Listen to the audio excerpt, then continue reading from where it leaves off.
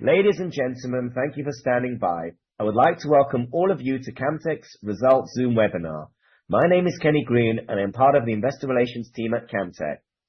All participants other than the presenters are currently muted.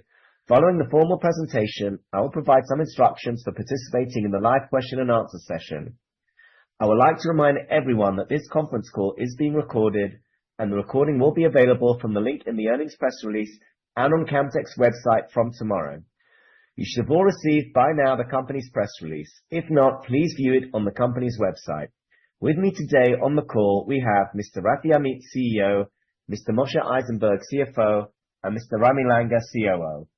Rafi has a cold and has lost his voice, so Rami will be providing the opening remarks, followed by Moshe, who will then summarize the financial results of the quarter. Following that, we will open the call for the question and answer session. Before we begin, I'd like to remind you that the statements made by management on this call will contain forward-looking statements within the meaning of the federal securities laws. Those statements are subject to a range of changes, risks, and uncertainties that can cause actual results to vary materially. For more information regarding the risk factors that may impact Camtek's results, please review Camtek's earnings release and SEC filings, and specifically the forward-looking statements and risk factors identified in the results press release issued earlier today, and such other factors discussed in Camtek's most recent annual report on SEC Form 20-F. Camtek does not undertake the obligation to update these forward-looking statements in light of new information or future events. Today's discussion of the financial results will be presented on a non-GAAP financial basis unless otherwise specified. As a reminder, a detailed reconciliation between GAAP and non-GAAP financial results can be found in today's earnings release. And now, I'd like to hand the call over to Mr. Rami Langer, Camtek's COO. Rami, please go ahead. Thanks, Kenny.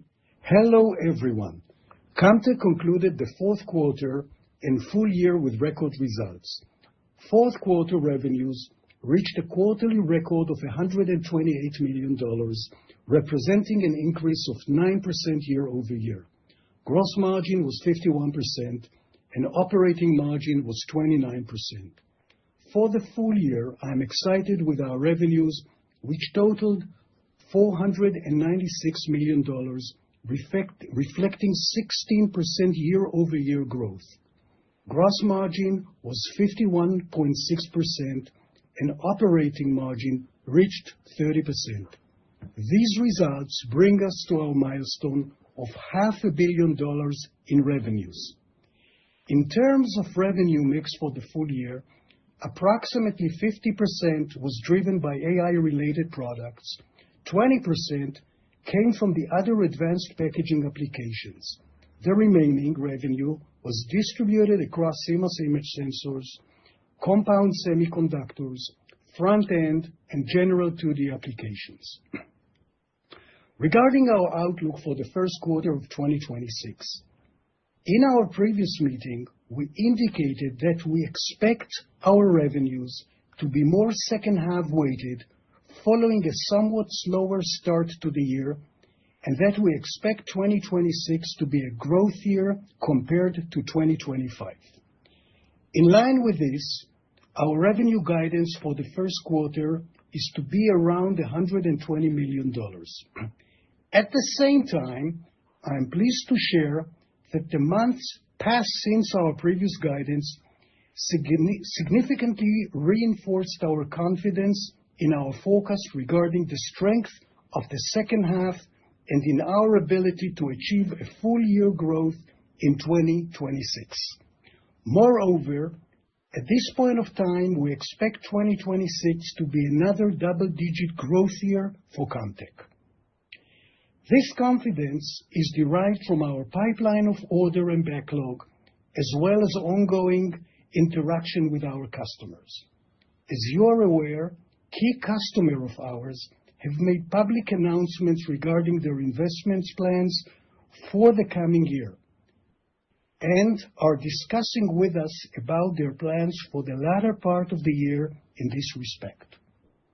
Customers have been verifying with us ability to ship and install a double-digit number of systems within a relatively short time frame. Certain customers are finalizing development of their next-generation devices and want clarity on which of our system models best fit their requirements. The primary growth engine of the semiconductor industry continues to be high-performance computing components designed for AI applications. As I said, the growth curve expected in 2026 is largely linked to the pace of which device manufacturers, particularly memory suppliers, plan to expand their production capacity. As an example, last week we announced a $25 million order received from an IDM customer for multiple Hawk systems. This order is in addition to previous orders placed in recent months by this customer, bringing the total to approximately $45 million. The customer continues to expand its manufacturing capacity by building new fabs to meet growing demand for components produced for AI applications, and we expect additional orders from this customer. We expect additional major customers of ours to expand their production capacity after this year to meet rising demand for their products. Another major factor supporting our outlook is the proven exceptional performance of our systems, particularly the Hawk and the Eagle Gen 5. Both models were launched about a year ago, and we have already installed dozens of systems of each over the past year. Moreover, since this introduction, we have continued to invest efforts in our R&D and completed the development of new capabilities to meet the requirements of our customers' next-generation products. We have already demonstrated these new capabilities to several customers and received strong validation and interest. The transition to HBM4 is already in process and represents a major opportunity for us. We are the tool of reference for 3D metrology at all major players. We have a significant market share in 2D inspection, which we expect to expand in 2026. We therefore expect to not only maintain our market share in AI-related applications, but to increase it meaningfully.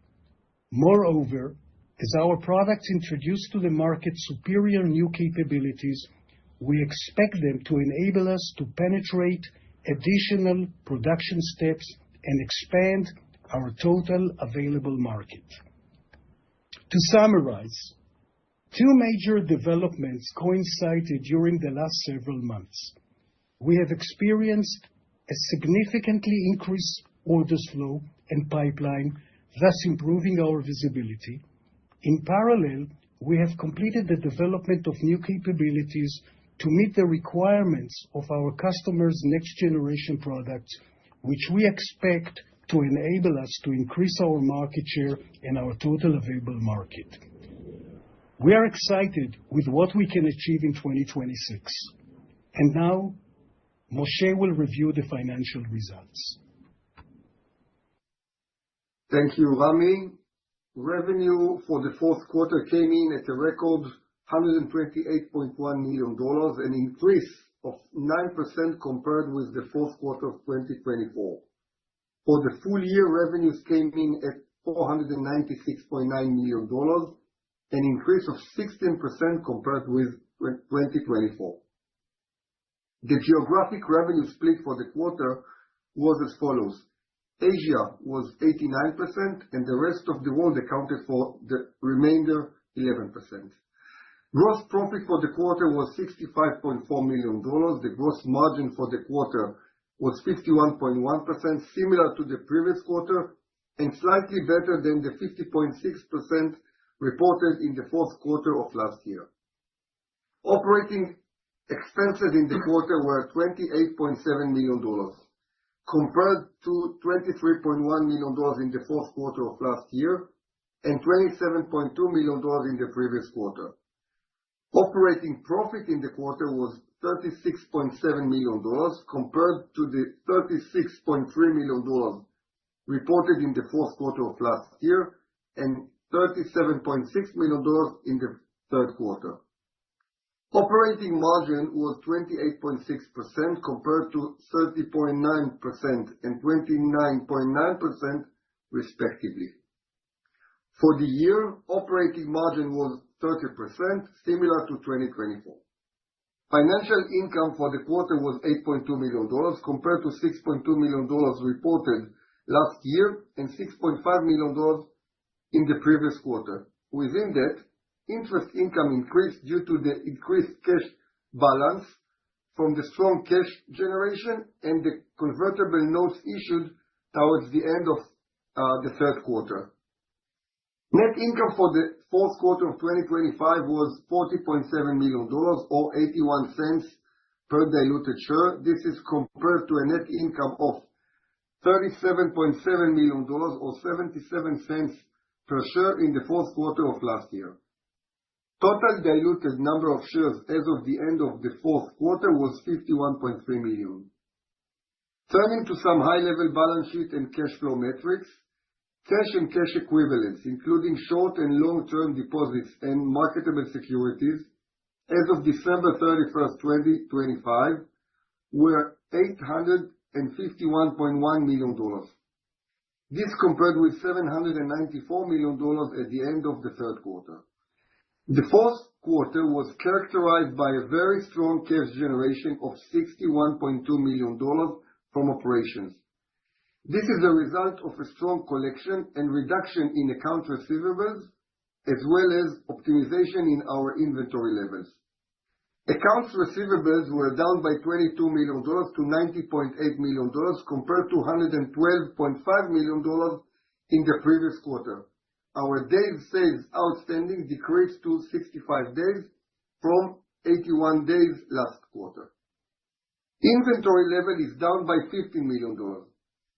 Having increased our inventory level in the last few quarters to support the launch of the Hawk and the Eagle Gen 5, it is now back to the right level to support the expected revenues in the coming quarters.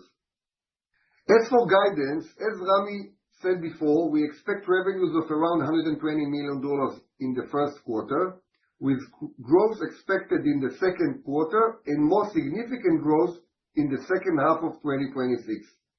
And with that, Rami and I will be open to take your questions. Kenny? Thank you, Moshe. At this time, we'll begin the analyst question and answer session. If you have a question, please raise your hand via the Zoom platform. I will introduce you and ask you to unmute, after which you may ask your question.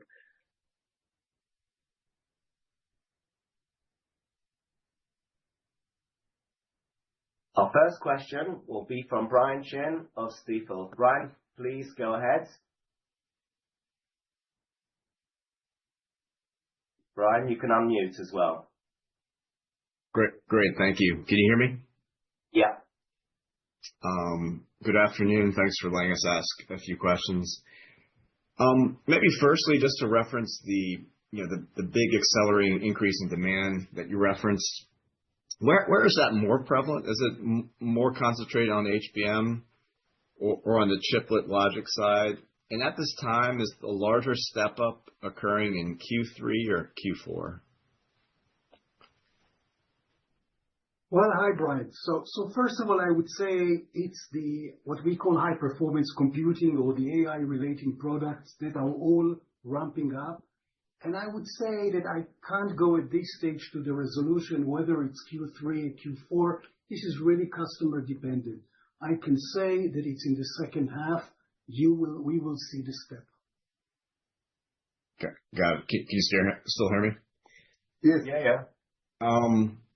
Maybe for a follow-up, I think in the past you've noted that you expected 50% plus of your system shipments this year to be either one of the newer platforms, Hawk or Eagle Gen 5.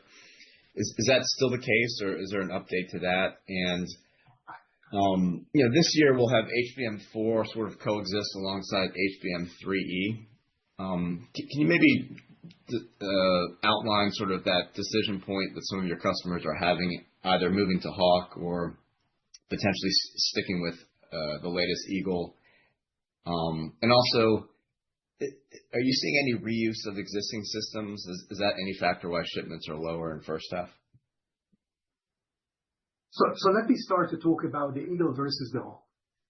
I think the Hawk is going primarily to people that want very high throughputs and long-term capability.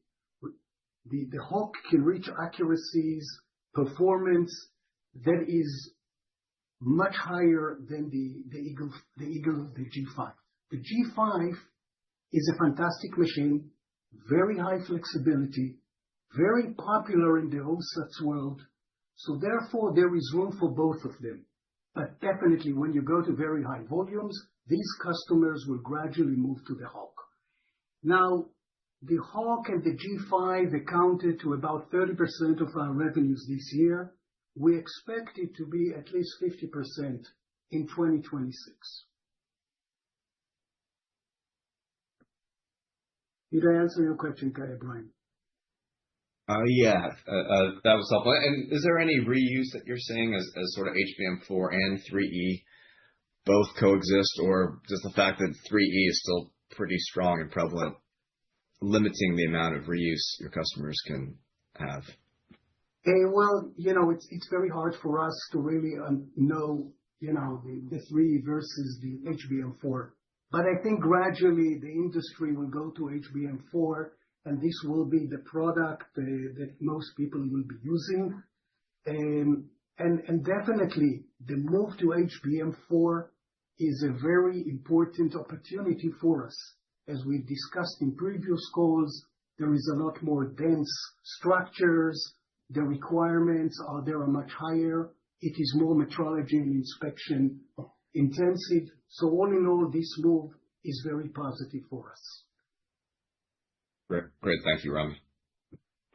Thanks, Brian. Our next question will be from Charles Shi of Needham. Charles, please go ahead. Hi, thanks for taking my questions. Maybe the first one, want to dig a little bit deeper into the Hawk versus G5. The question here, Eagle G5. I remember Hawk was more positioned for high-end logic type of applications, and Eagle G5. You also mentioned it's a good productivity, good cost of ownership, and I thought that you probably more position the G5 as maybe more for the memory, for the high bandwidth memory, of course for the OSAT market. Is some of that changing right now? Because I'm getting the sense maybe Hawk is seeing more of the adoption, or maybe a faster adoption by your customers, maybe also including the memories. Thank you. No, this is not the case. What we are seeing, and this is the Hawk is targeted for those applications that are high-end applications. If you go to a very large number of bumps, let's say 150 million and more, people and with low structures, with the bumps comparatively shallow, these applications will definitely go to the Hawk. The accuracies that are required there, and definitely the throughputs that are required there are very high. So we will see these kind of applications go towards the Hawk. The second applications that will go to Hawk in general will be to those application people that are looking to go to 100 nanometers.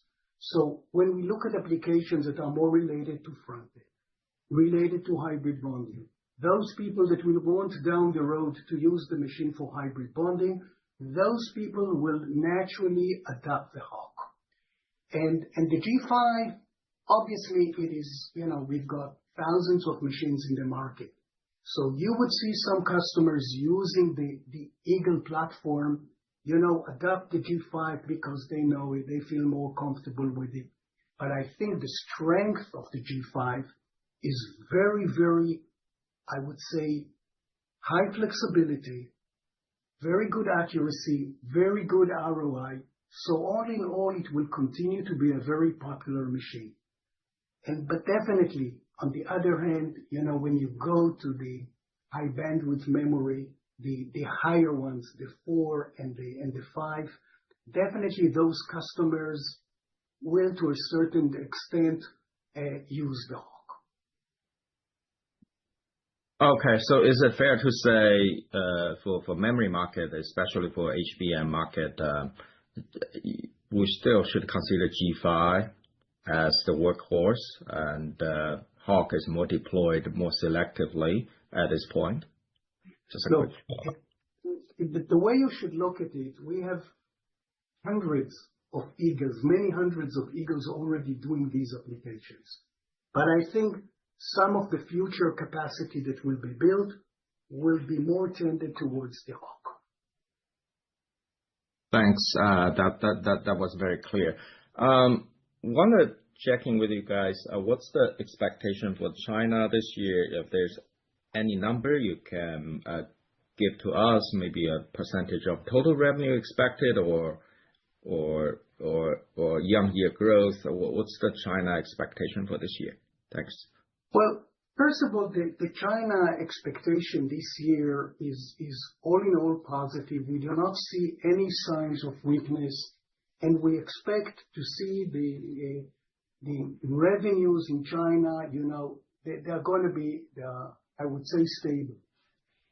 And keep in mind that, most of the sales to China are OSATs, and which are engaged in a lot of applications. So it's a primarily stable market. I think there is growth in OSATs in general in China. So I don't see any changes compared to previous years. Thanks. Thanks, Charles. Our next question will be from Jim Schneider of Goldman Sachs. Jim, you may unmute and ask your question. Hello, thanks for taking my question. Relative to the double-digit growth outlook you talked about for the year, and some of your competitors who have cited 15 to 20% WFE growth for 2026, can you maybe frame for us where you expect your overall revenue to fall this year relative to some of those broader WFE forecasts? Would you expect the inspection market to sort of undergrow the broader WFE envelope this year?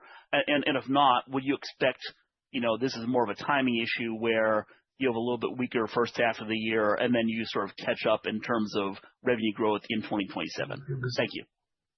So first of all, we said in the prepared notes that we are going to achieve double digits this year in 2026.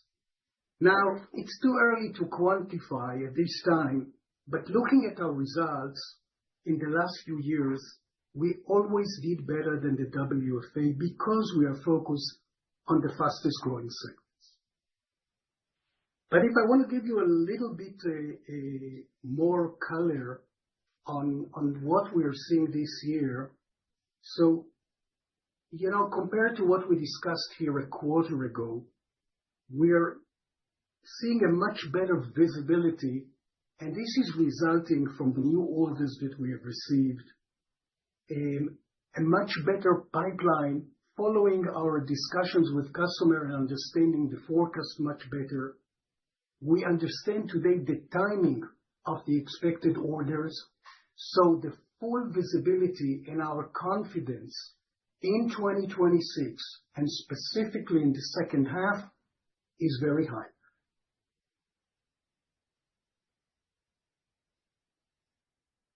Okay, thank you.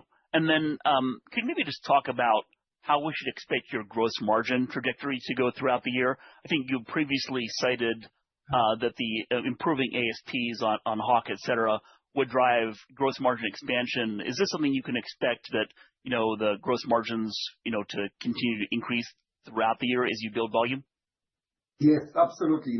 We are looking into an improved gross margin throughout the year, and as we expect to grow the revenue in the second half of the year, we expect to improve the margins. We did take certain measures to improve the bill of material. We took other measures in terms of supply chain, and we believe that we are positioned well benefit from this and improve the gross margin later in the year. Thank you.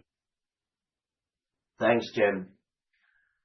Our next question is from Shane Brett of Morgan Stanley. Shane, please go ahead and ask your question. Thank you for letting me ask a question. I have a question on the competitive dynamics. Just, has there been any change to the competitive dynamics for HBM sockets? Just how should we think about your share at these memory customers? Thank you. Thank you for the question. I want to make it very clear. We have not lost any market share to competitors. We also estimate that we will be able to increase our market share this year. You know, I talked in the prepared notes about our efforts in the R&D that yielded exceptional solutions and capabilities. These capabilities will enable us to increase our market share by penetrating into more inspection and metrology steps. Great. That's very encouraging to hear. For my follow-up, some OSATs have mentioned pretty monstrous CapEx numbers throughout this earnings period. Just, can you talk about your business with these customers and just how a broadening of advanced packaging beyond, you know, the leading foundries benefits Camtek? Thank you. Definitely we see what is called the CoWoS technology moving to OSAT. Some of it call it CoWoS, some of it call it CoWoS-like technologies. All in all, I would say that the OSAT, this is our home ground. This is where we are very strong, and we dominate this market. We have hundreds of machines in this area. It's about 50% of our business. Definitely the move to these technologies are very important in the OSAT. This will definitely benefit Camtek. I would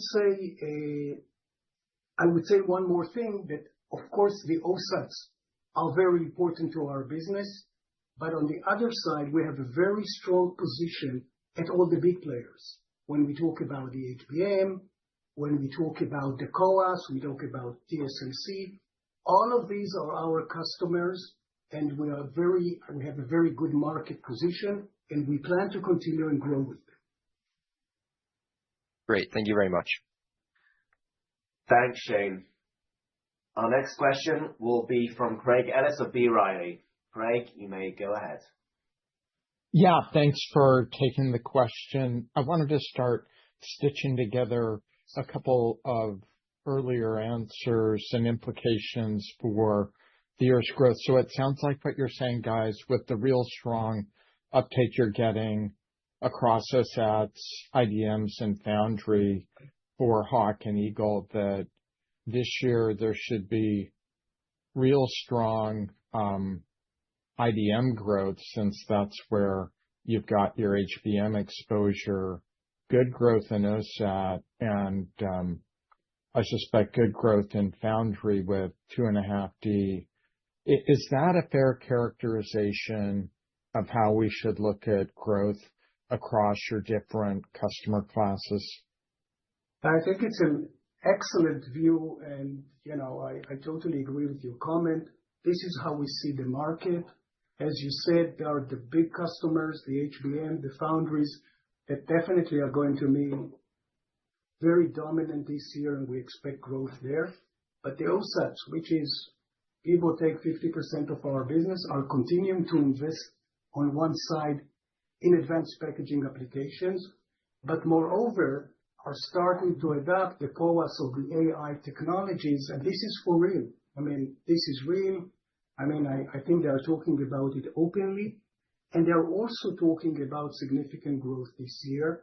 We have really, in this respect, we already have POs on hand. We have it in the backlog, and definitely the focus is very positive. That's helpful. Thanks, Ramy. The follow-up is related to one of Jim's questions, but also tying in some further color on gross margin.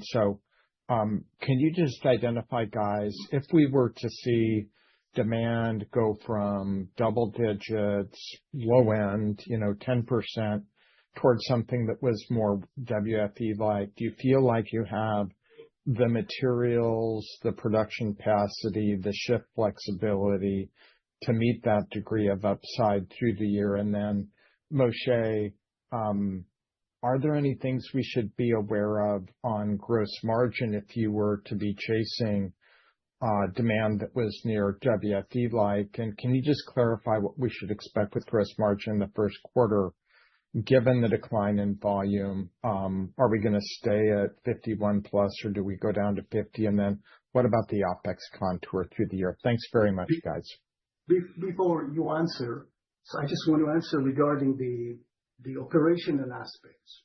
So we are ready to respond to any demand that will come from the customer, from the market. So whether it will be very high teens or mid teens or whatever the number will end up, from the operational point of view, we are ready. Yeah, I mean, we do have, just to complete, we do have the capacity, we have the inventory and all the supply chain ready for the growth. So from operational perspective, we are all aligned.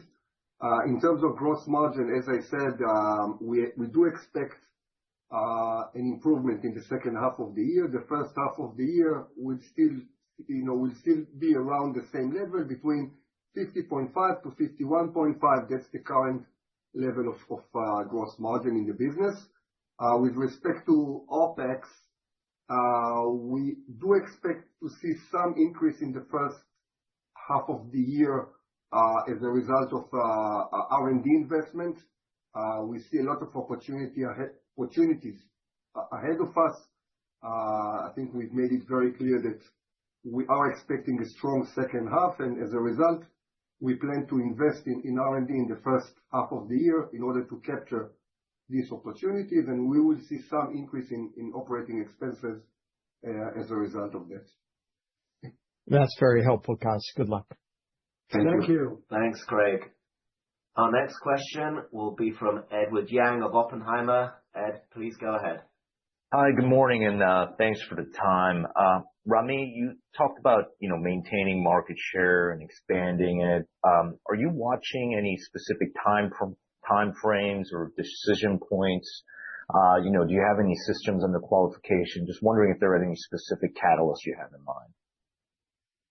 So, in general, I cannot disclose exactly the time frame and the decision times. What I can tell you that there are several steps, different customers that we are already confirmed, and we're already, shipping machines to those steps, or will ship as we move into the year. We are in a very good position at other places to capture additional steps, and these are based on work that has been done already and being confirmed by the customer, and we are more going into the validation process. So definitely, we are very confident that not only we will maintain our market share, we will be able to increase it and go to additional steps in 2026 as the year progresses. Got it. And just for my follow-up, you also mentioned you always do better than WFE. We've heard some diverging views on WFE growth for 2026. A couple of larger depth and edge players are pointing to above 20% growth. One of your process control peers are looking for something more like low double digits growth. Just curious where you lean. I said before in one of the previous questions that from our point of view, it's too early to quantify the number. We will start with the year and we'll see how things progress, and then we will meet every quarter, and I think we will be far more knowledgeable as we go ahead. But definitely, it's too early to quantify a number. Fair enough. Thank you very much. Thank you. Thanks, Ed. Our next question will be from Gus Richard of Northland. Gus, please go ahead. Yes, thanks for taking the questions. When I look at Test and Probe, those companies expect to be up sequentially in Q1. You're down sequentially in Q1. I know they're different applications. I know they're different things, but they tend to move together. And could you sort of help explain why why there's this divergence in the current quarter? I guess. The slow start of 2026 is primarily driven by the timing of the orders of our customers. Big part of their capacity expansion, and especially the big ones, is planned for the second half. This is the reason for the slow start. Okay. Sort of looking at KLA's results, they talked about their packaging-related revenue being up 70% in last year. I'm wondering, are they, and I don't believe your packaging revenue in advanced packaging was that strong. Are they addressing different markets? What's the disconnect between their growth rate and yours? First of all, I don't know for which baseline they're counting. I don't want to make a mistake here. I suspect that we're not talking here apples to apples, but we are comparing here some different steps in some areas that we do not play in with. From our point of view and what we see in the segments, in what we call, in our markets, in our applications, and the customers, and we serve everybody, we have not lost any market share. On the contrary, we expect to gain, and we expect even to increase our total available market. From that point of view, we feel comfortable.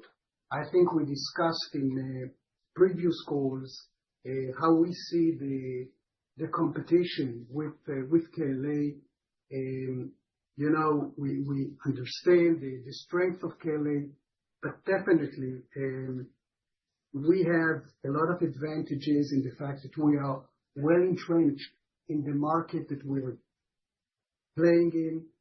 We have an inherent advantage by offering on our tools the 3D metrology and the 2D inspection, which is very important to the advanced packaging. I think in general, the unique combination of technology, scale, and flexibility is a key reason why we're performing so well in this market, and I don't expect this to change. Got it. Thanks for the explanation. Thank you, Gus. Thanks, Gus. Our next question will be from Michael Mani of Bank of America. Michael, please go ahead. Hi, thanks so much for taking my questions. I wanted to ask on the chiplet business. First off, and I know you don't really segment this out anymore, but just in general for last year, how much of the growth, especially in AI, came from the chiplet side of the house? As you look out to this year, especially as it pertains to your lead customer in the chiplet business, how do you feel about your share position there? I think you said you felt good about your position, but if you could just elaborate on that, like what applications are you potentially getting share in, especially on the 2D side of the business? Is that part of the reason you're seeing more strength in the second half? Just any kind of clarity there would be great. Thank you. Hi, Michael. First of all, we did not in the past, and I cannot break down whether it's chiplets or HBM. We refer to the business as a high-performance computing, which is about 50% of the business.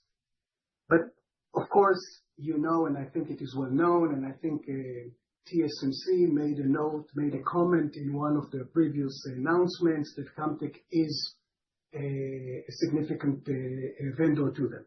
It's not a secret. Yes, we are there. We have a share of the chiplet business. We are doing a few steps there. This is where further on, obviously, I cannot comment on exactly which of the steps, but it's not only one step, it's multiple steps. I expect this business is a healthy business. As I said in my comments before, and also in the prepared notes, we did not lose any market share. We expect to gain market share. This is the case also related to chiplets. We don't see it differently. We're very optimistic about, obviously, the HBM market, but the chiplet or the high-performance computing as a whole. Great, thank you. For my follow-up, I was hoping you could provide a finer point on your capacity. I know you talked about this in response to a previous question, but in the past, you've talked about, I think, up to $650 million in capacity potential from a revenue perspective. As you look out over the next couple of years into what is definitely a materially significantly stronger demand environment, it seems, do you feel like that's still the right size of a footprint to address all that demand? And if you were in a position where you needed to add capacity, how quickly, from a lead time perspective, would you be able to build that out? Or given your strong cash position, would you seek to acquire that from some other vendors? Thank you. Yeah. So Michael, let me answer your question. So first of all, at this stage, we don't have limitation on our current capacity. We've made some changes internally. We changed the process. We are, as we go on and we're becoming far more efficient from year to year, we're doing things better and more efficiently. So we've increased the capacity that we have on hand today.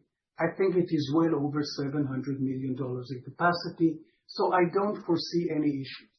In parallel, we started already to expand our capacity.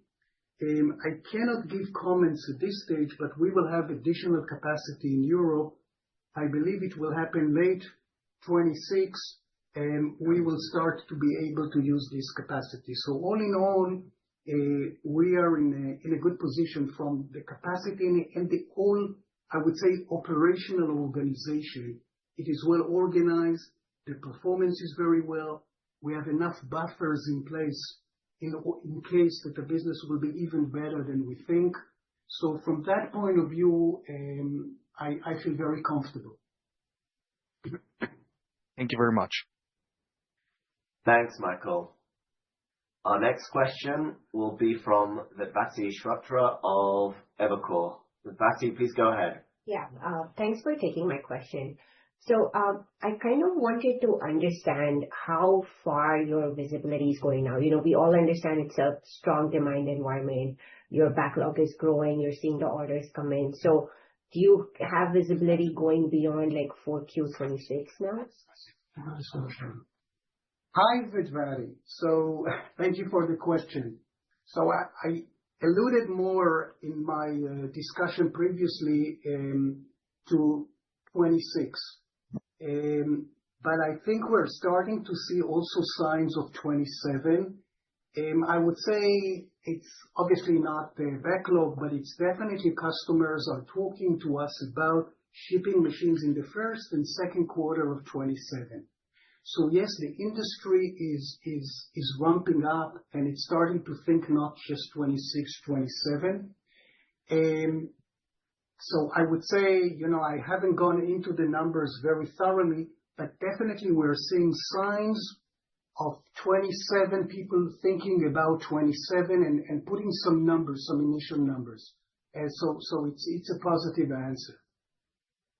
Understood. Thank you. And for my follow-up, so I know this was asked a couple of times on the call, and so I tried again, but the advanced packaging growth by some of the dep and etch players is in like 40% levels, and then if you listen to your bigger peer on process control, they think it's like high teens kind of levels. So there's a big disparity on how the advanced packaging market would look. And since you guys, I think, have the highest exposure,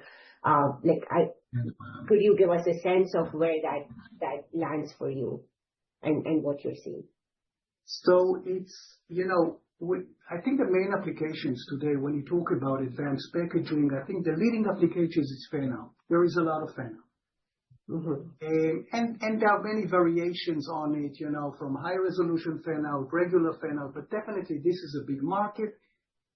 And of course, what's called the regular bump inspection in the OSATs, as everything today is advanced packaging.